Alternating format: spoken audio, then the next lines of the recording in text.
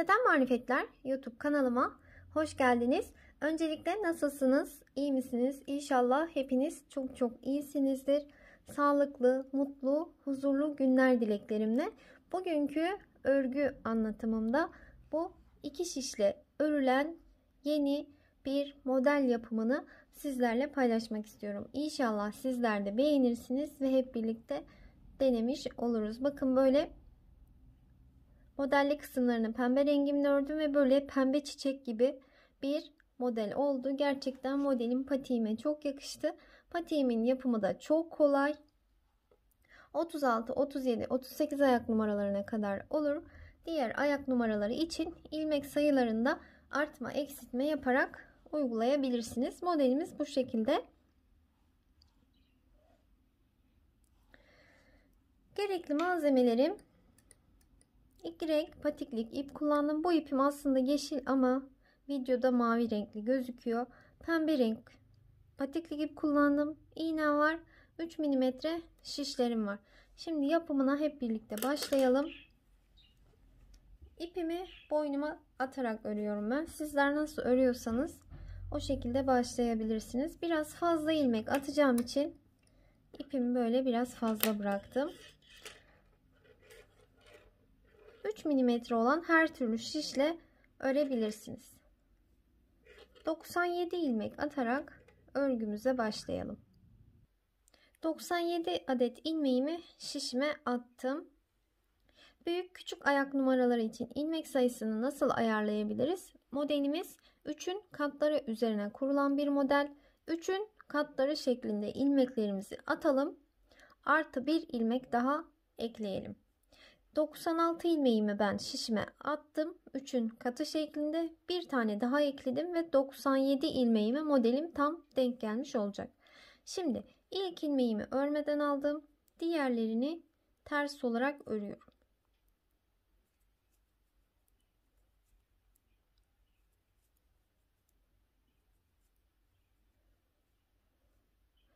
Bir ilmek kalana kadar bu şekilde devam edelim.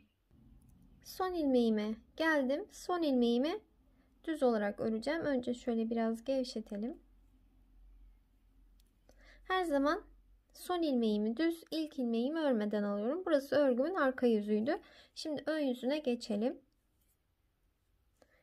İlk ilmeği örmeden aldık. Diğerlerini de yine ters olarak örmeye devam edelim. Son ilmeğe kadar ters öreceğiz. Son ilmeği düz öreceğiz. Bakın örgümün ön yüzündeyim. Burası örgünün ön yüzü ve bir diş haroşa sırasını oluşturmuş oldum. Bu şekilde toplam 8 diş haroşa sırası örelim. Ben haroşa sıralarını örgünün ön yüzünde ve arka yüzünde ilmeklerimi ters olarak örüyorum ve bu şekilde oluşturuyorum. Evet, şöyle örgünün ön yüzünden haroşa sıralarını sayalım. 1, 2, 3, 4, 5, 6, 7, 8. 8 diş haroşa sırası ördük. 8.'yi ördükten sonra böyle örgünün arka yüzüne geçtiğimizde pembe rengimizi bağlayacağız artık. Şöyle yeşil renkli ipime pembe rengimi bağladım.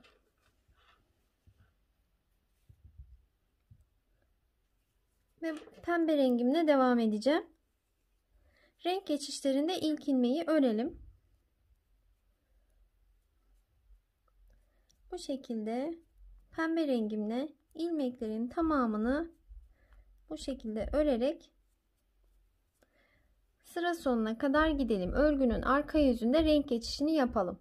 Evet, şimdi pembe rengime geçişi sağlamış oldum. Örgümün ön yüzündeyim ve modelime başlayacağım. İlk ilmeği örmeden aldım. Bir diğerini ters olarak ördüm ve sonrasında modelimi kurmaya başlıyorum. Bakın 3 ilmeğin 3'ünü birden şişime böyle alıyorum. Şöyle göstereyim. Ters olarak ördüm.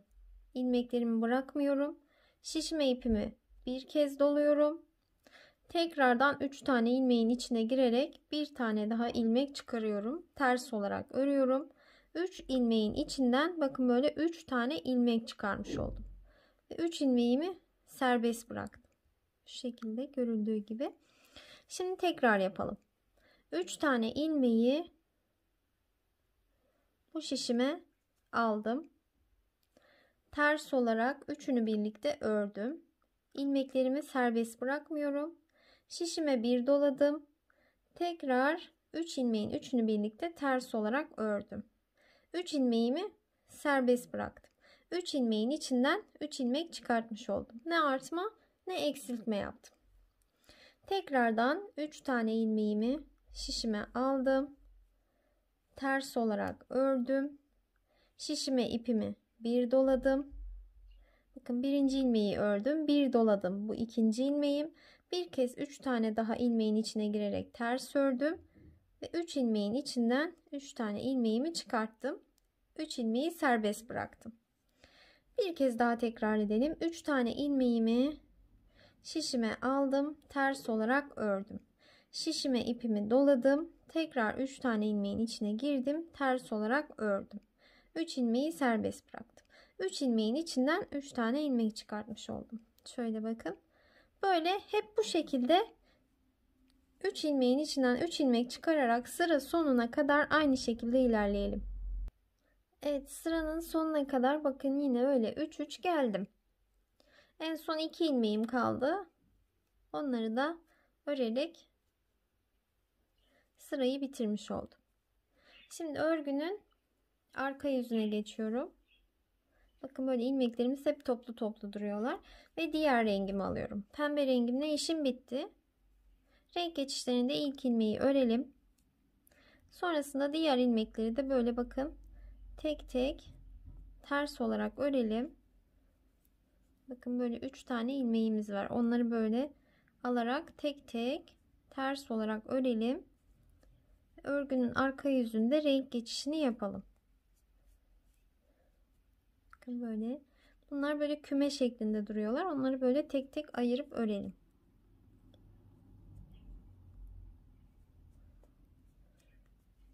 Böyle sıra sonuna kadar gidelim. Evet, bakın bu şekilde örgümün ön yüzüne geçtim. Bakın pembe rengimizle yaptığımız modelimiz böyle bakın çiçek gibi duruyorlar. Gerçekten çok güzel bir model. Yapımı da gerçekten çok kolay. Şimdi 2 diş haroşa sırası öreceğiz. Bu yeşil rengimizle. Sonra tekrar pembe rengimizle yapmış olduğumuz işlemi tekrar edeceğiz. Dilerseniz burada bir diş haroşa sırası da örebilirsiniz. Ben 2 diş haroşa sırası ördüm. Bu şekilde sırayı tamamlayalım. Şöyle bakın 2 diş haroşa sırası öreceğiz. Sonra yine modelimizi tekrar kuracağız. Kurmuş olduğumuz gibi aynısını tekrar edeceğiz. 2 diş haroşa sırası öreceğiz yeşil rengimizle. Pembe rengimizle modelimizi kuracağız. Böyle 1 2 3 4 defa pembe rengimle yaptıktan sonra yine 2 diş haroşa sırasını örelim. Sonra şurada işlemlerimiz var bazı. Onları birlikte yapalım. Şimdi biz sıraları bir tamamlayalım. Evet, bakın bu şekilde 1 2 3 4 defa pembe rengimle modelimi yaptım. Sonuncuda yine 2 diş haroşa sırasını ördüm. Şimdi burada 25 tane ilmeğimi öreceğim. Böyle örerek 25 tane ilmeğimizi bu şişimize alalım. 25 tane ilmeğimi burada tek tek ördüm. Şimdi 2 2 örüyorum. 2 ilmeğin ikisini birlikte ters ördüm. 2 ilmeğin ikisini birlikte ters ördüm.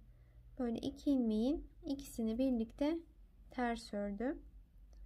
Böyle 2 2 örerek 25 ilmek kalana kadar devam edelim.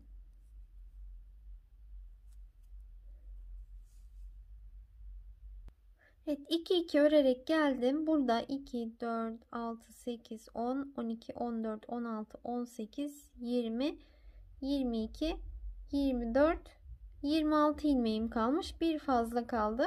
O tek kaldığı için onu da böyle tek tek örerek devam edelim. Kalan ilmeklerimi tek örüyorum. Sırayı tamamlayalım. Örgünün arka yüzüne geçtim. Arka yüzünde ilmeklerin tamamını hiç artma, eksiltme yapmadan böyle tek tek ters olarak örelim ve sırayı tamamlayalım. Örgümün ön yüzüne tekrar geçtim. Yine 25 tane ilmeğimi tek tek örerek bu şişime alacağım. Böyle örerek devam edelim. 25 tane ilmeğimi yine tek tek örerek tamamladım. Şimdi yine 25 ilmek kalana kadar 2 2 örelim. İlmekleri yine ortadakileri 2 2 örüyoruz.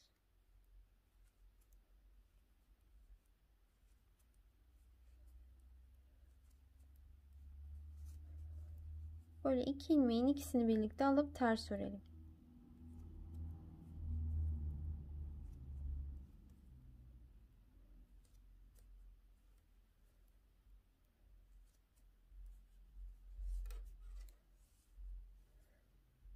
Burada sayalım. Kaç ilmeğimiz kaldı? 2, 4, 6, 8, 10, 12, 14, 16, 18, 20, 22, 24, 25. 2 ilmeğim daha var. Onların da ikisini birlikte ters örelim. Ve 25 ilmeğim kaldı. Bu 25 ilmeği tek tek örüyorum. Böyle tek tek örerek sırayı tamamlayalım. Örgümün arka yüzüne geçtim. Arka yüzünde ilmekleri yine tek tek örerek örgümün ön yüzüne geçeceğim. Evet, toplam şişimde 62 tane ilmeğim kaldı. Şu an örgümün ön yüzündeyim. Artık hiç eksiltme yapmadan ilmeklerimi kapatacağım. Bunu da 2 ilmeğin ikisini birlikte ters olarak örüyorum. Kalan ilmeği diğer şişe geçiriyorum. 2 ilmeğin ikisini bir ters örüyorum. Kalan ilmeği diğer şişe alıyorum. 2 ilmeğin ikisini bir ters örüyorum. Kalan ilmeği diğer şişe alıyorum. Bakın böyle ilmeklerimi kapatarak son bir ilmek kalana kadar devam edelim. Evet, ilmeklerimi kapattım. Son bir ilmeğim kaldı. Şöyle ipimi uzunca kestim. Dikmek için kullanacağım. Böyle ilmeğimi çektim. İlmeğimi sıkıştırdım. Şimdi bu şekilde patiğimin örgüsünü tamamlamış oldum. Şimdi şöyle ikiye katlayalım tersinden. İpimize iğnemizi geçirelim ve dikelim.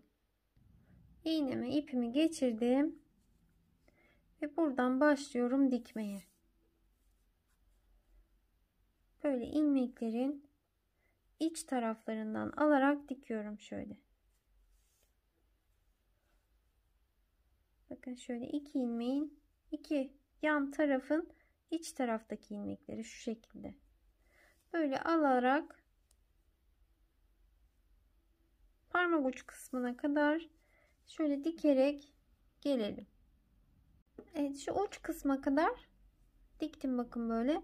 Şimdi burayı şöyle şuradan kenardan ilmekleri alıyorum böyle bir atlayarak diker gibi ama dikmiyorum.